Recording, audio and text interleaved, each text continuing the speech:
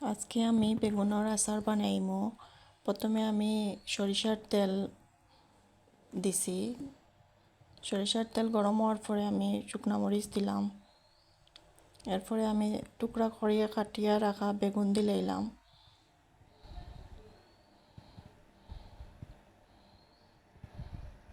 এখন দিলাম পেঁয়াজ আর রসুন টুকরা করিয়া কাটা।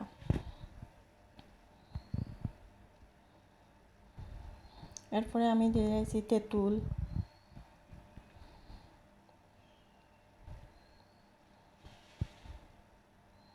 এখন হলুদ গুঁড়া দিলাম,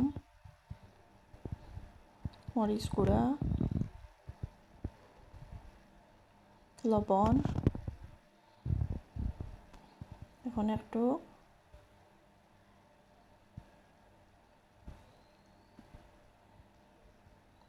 কষাই নিলাম।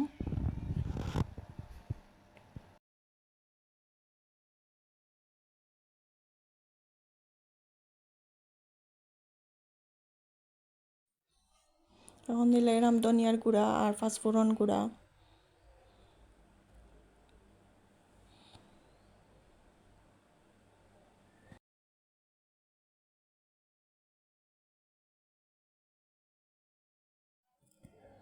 এখন ভিনিগার দিলাম।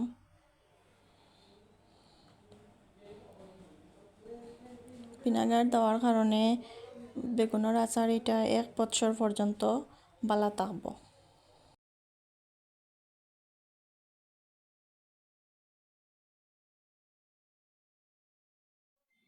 এখন 3 চামচ চিনি দিলাম।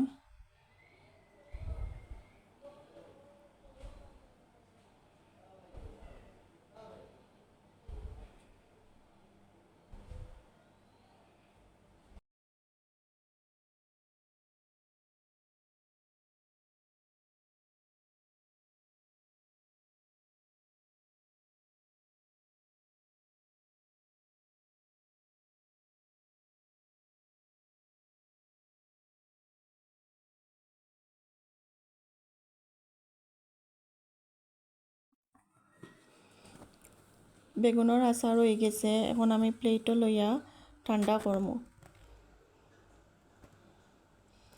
ঠান্ডা করার পরে আমি বয়ামও বড়িয়া নর্মাল ফ্রিজও সংরক্ষণ করবো। প্রায় 1 বছরের মতো ভালো থাকবো এটা।